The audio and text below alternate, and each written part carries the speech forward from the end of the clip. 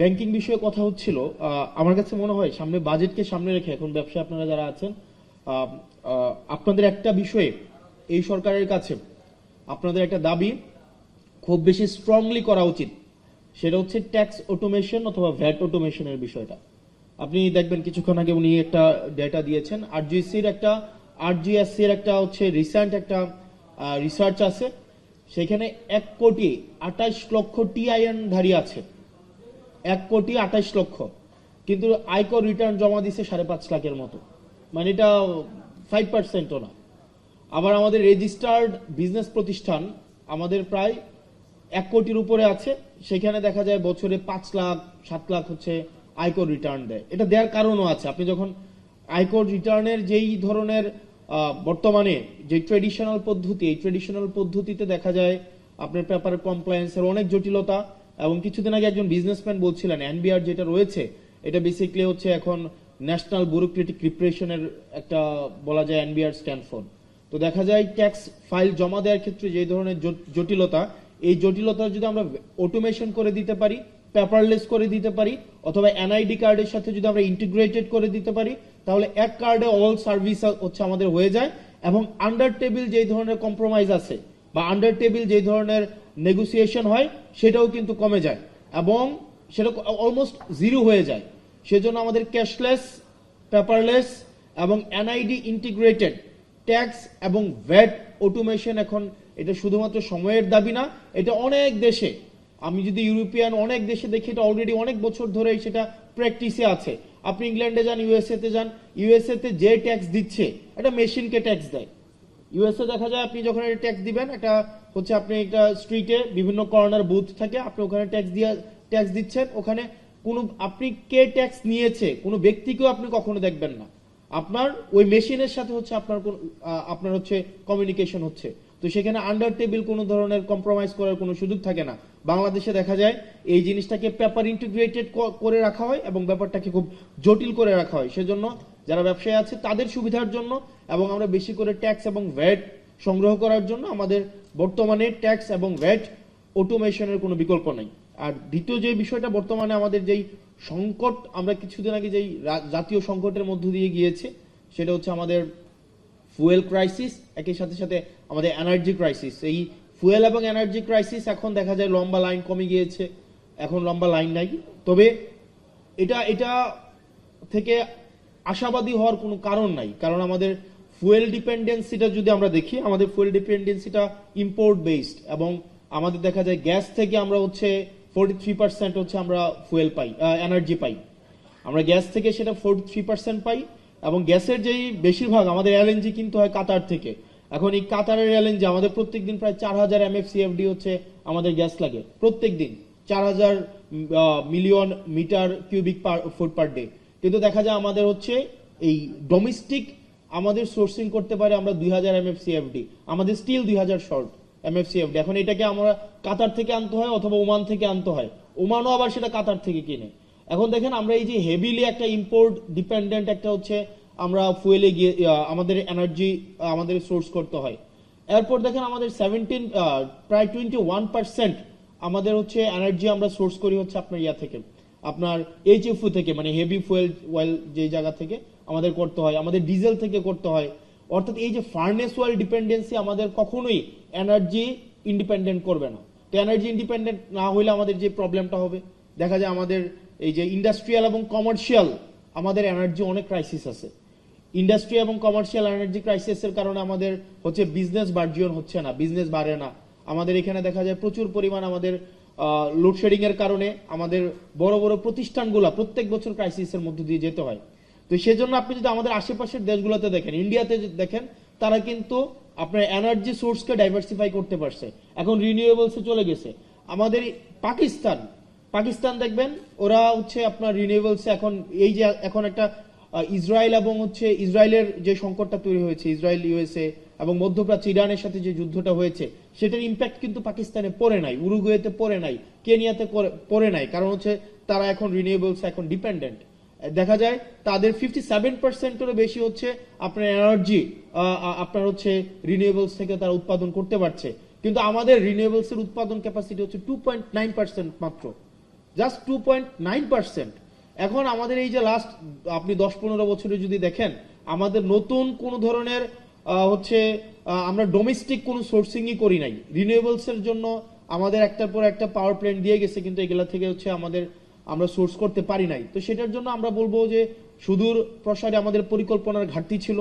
আমাদের দিন শেষে আমাদের যেই ইম্পোর্ট বেস যেই আমাদের এনার্জি সোর্সিং করার যে পদ্ধতি বা আমাদের যেই প্রক্রিয়া ডিপেন্ডেন্সি, সেটা থেকে আমাদের বের হয়ে আসতে হবে এবং আমাদের দিন শেষে রিনিউয়েবলস আমাদের যাইতে হবে। আমরা যদি রিনিউয়েবলসে না যাই, আমাদের যে পরিমাণ প্রত্যেক দিন আমাদের এই পিক টাইমে আমাদের 15 গিগাওয়াট বা 15,000-16,000 আমাদের গিগাওয়াট হচ্ছে আমাদের ডিমান্ড, পিক ডিমান্ড। এটা হয়তো উইন্টারে সেটা ফল করে 7-8 গিগাওয়াটে আসে, কিন্তু আমাদের দেখা যায় এটাও হচ্ছে আমরা নিজেরা হচ্ছে সোর্স করতে পারবো না।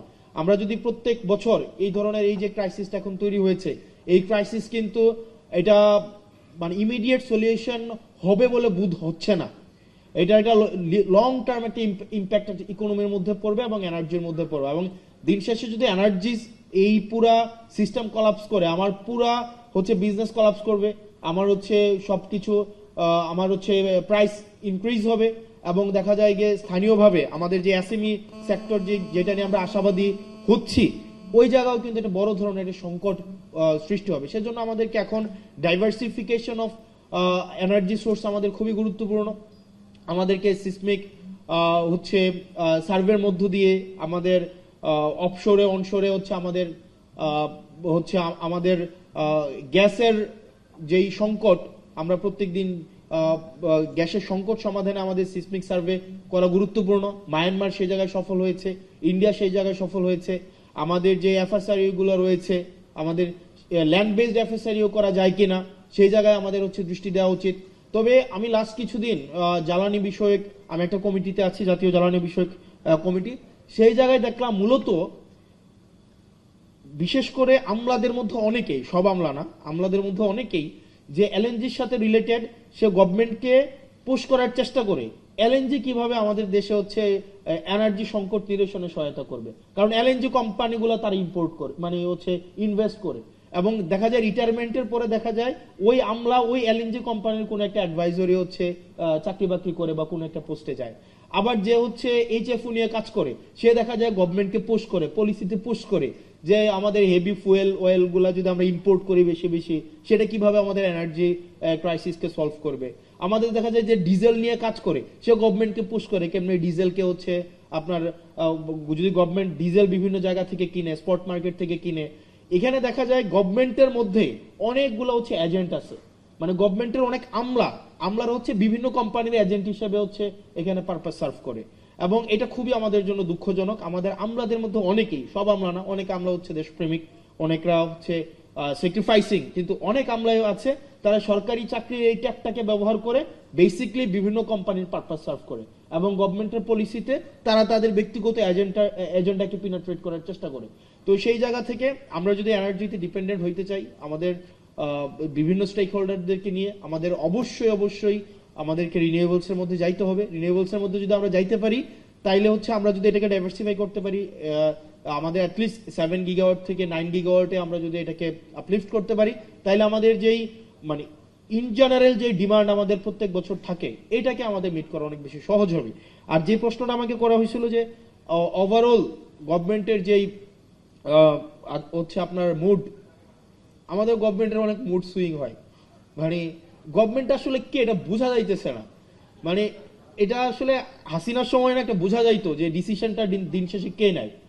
মানে দিন শেষে দেখবেন ডিভোর্সের প্রবলেমও দিন শেষে ডিসিশন দেয় হাসিনা, দিন শেষে সবাই দৃষ্টি আকর্ষণ করতে হাসিনার। তো এখন আসলে এই জায়গায় মানে ডিসিশনটা আমার কাছে মনে হইতেছে there are so many governments within the governments, আমার কাছে এটা মনে হইতেছে, মানে আমি নিশ্চিত না। কারণ এবং আপনি দেখবেন খুব শীঘ্রই এটা বলা হবে যে আমাদের প্রাইম মিনিস্টারকে, এইচপিএম কে ভুল বোঝানো হয়। এখন ভুলটা বুঝায় কারা? দেখা যায় এখানে অনেক ধরনের ফ্রিঞ্জ এলিমেন্ট আমার কাছে মনে হয় গভর্নমেন্টের সাথে আছে, যারা আমাদের যে জন আকাঙ্ক্ষা তৈরি হয়েছিল, রাষ্ট্রের যে আকাঙ্ক্ষা তৈরি হয়েছিল, সেই জায়গা থেকে গভর্নমেন্টকে অনেক দূরে সরিয়ে নিচ্ছে। এবং এখানে আমাদের যে সংস্কারের ইনস্টিটিউশনাল আমাদের ইন্ডিপেন্ডেন্ট হওয়ার কথা ছিল, আমাদের জুডিশিয়ারি হচ্ছে ইন্ডিপেন্ডেন্ট হওয়ার কথা ছিল, আমাদের বিউরোক্রেসির জায়গায় হচ্ছে একটা মেসিভ একটা আমাদের এটা হচ্ছে রিস্ট্রাকচার হওয়ার দরকার ছিল, আমাদের পুলিশ সংস্কার কমিশন হওয়ার দরকার ছিল। এই সব জায়গা থেকে গভর্নমেন্ট অনেক দূরে সরে গিয়েছে, কারণ গভর্নমেন্টের কাছে মনে হচ্ছে সে যদি সবকিছুকে নিয়ন্ত্রণ না করতে পারে, সবগুলাকে যদি মিসঅ্যাপ্রোপ্রিয়েট না করতে পারে, সে নাকি সরকার যথাযথভাবে চালাতে পারবে না।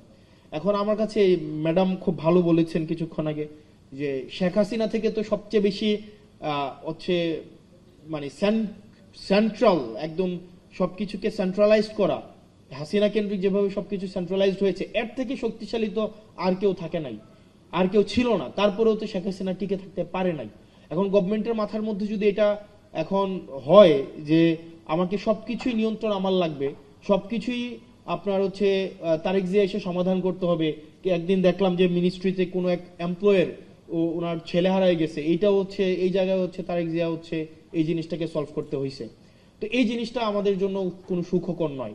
এবং ওই দিন জনাব সালাউদ্দিন সাহেব বললেন, উনি মানে স্বীকার করলেন, এটা গভর্নমেন্টের একটা দীনতা, উনি স্বীকার করলেন যে আমরা আসলে যে একরকমের এটা ওনাদের হচ্ছে সংস্কার নির্বাচন হওয়ার জন্য ওনারা তখন যা বলেছে সেটা মেনে নিয়েছে, মানে যা বলেছে সেটা মেনে নিয়েছে, শুধুমাত্র নির্বাচনটা যেন হয়ে যায়। এবং এটা এক ধরনের এর থেকে ভণ্ডামি, মানে উনি একটা সংসদের মধ্যে দাঁড়িয়ে উনি ওনার ভণ্ডামি, উনি ওনার হিপোক্রেসিকে জাতির সামনে প্রকাশ করছেন যে আমরা স্বীকার করে নিচ্ছি যে নির্বাচন যেন কোনোভাবেই পিছানো না হয়, সেজন্য আমরা একরকমের পরিচি মুঘলের হাতে খানা খেতে হবে একসাথে, এইভাবে হচ্ছে আমরা নির্বাচনটাকে মেনে নিয়েছি।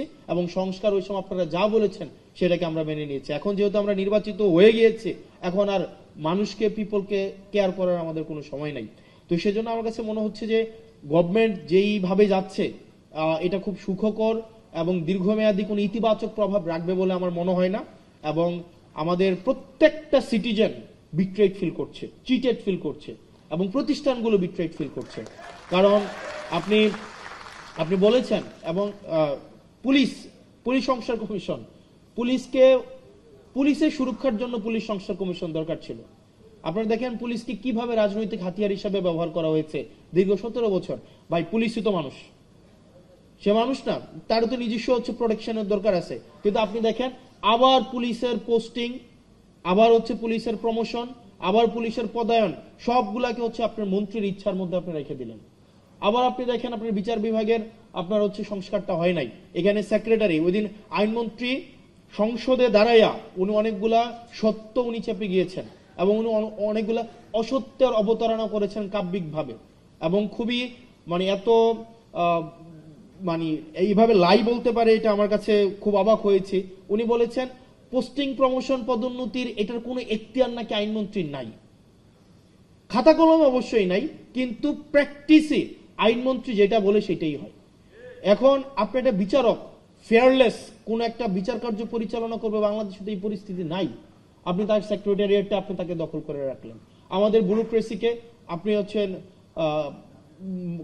স্ট্রাকচারাল রিফরমেশন আনলেন না, এবং এটা না আনার কারণে যেটা হয়েছে, পুরা জাতির প্রত্যেকটা ভোটার, ইভেন বিএনপিকে যারা ভোট দিয়েছে তারাও প্রতারিত হয়েছে, তারাও নিজেরা চিটেড ফিল করছে। কারণ দিন শেষে তো বিএনপি রাষ্ট্র কাঠামোর বাইরে না। বিএনপির হয়তো আপনি যদি পার্টি পলিটিক্স করে কত, মানে একটা নির্দিষ্ট যদি অংশ 5% বা 10% পার্টি পলিটিক্স করে, ভোটার মানেই তো কর্মী না। যারা ভোটার ভোট দিয়েছিল যে বিএনপি এসে এইগুলোর সংস্কার করবে, তারাও এখন বিট্রেড ফিল করছে। সেজন্য আমাদের এখন আবার রিঅর্গানাইজ হইতে হবে। আমাদের এখানে যারা আছে আমাদের রিঅর্গানাইজ হইতে হবে। আমাদেরকে মনে রাখতে হবে শুধুমাত্র ফাইটটা সংসদের ভিতরে না, আমাদের সংসদের বাইরে, আমাদের প্রত্যেকটা জায়গা থেকে আমাদের এই যে সংস্কারের যে আকাঙ্ক্ষা, আমাদের রাষ্ট্র কাঠামোর প্রত্যেকটা ব্যক্তি, প্রত্যেকটা আমজনতা যে নাগরিক হয়ে উঠবে, সেই লড়াইটা আমাদের সেটা অব্যাহত রাখতে হবে। সেটা সংসদের ভিতরে এবং সংসদের বাইরে একইভাবে অব্যাহত রাখতে হবে। আবার যেন এমন কোন সিস্টেম বিদ্যমান না থাকে যে সিস্টেমের মধ্য দিয়ে আবার নতুন করে শেখ হাসিনা উৎপাদন না হয়। আমাদের আবার মাথায় রাখতে হবে সেটার মধ্য দিয়ে একজন ব্যক্তি ঢুকবে, ঢুকে আবার শেখ হাসিনা হয়ে বের হবে, এরকম কোনো যেন রাষ্ট্র ব্যবস্থা বাংলাদেশে বিদ্যমান না থাকে। সেজন্য আমাদের লড়াইটা অব্যাহত রাখতে হবে। আপনারা ভালো থাকবেন, আপনারা সুস্থ থাকবেন, আপনাদের সাথে দেখা হবে। এবং আমরা অবশ্যই, আমরা যেহেতু 5 আগস্ট জুলাইয়ের মধ্য দিয়ে আমরা এই প্রজন্ম গিয়েছি, আমরা সংস্কার অবশ্যই আনবো। আজকে না হোক আগামীকাল, আগামীকাল না হোক পরশু। এটা অবশ্যই, এটা জাতি, এটা হচ্ছে আমাদের নিয়তি এবং এটা হচ্ছে আমাদের চূড়ান্ত, আমাদের বাংলাদেশের প্রয়োজন, বাংলাদেশের চূড়ান্ত নিয়তি হচ্ছে এই সংস্কার। আপনারা ভালো থাকবেন। আসসালামু আলাইকুম ওয়া রাহমাতুল্লাহি ওয়া বারাকাতুহু।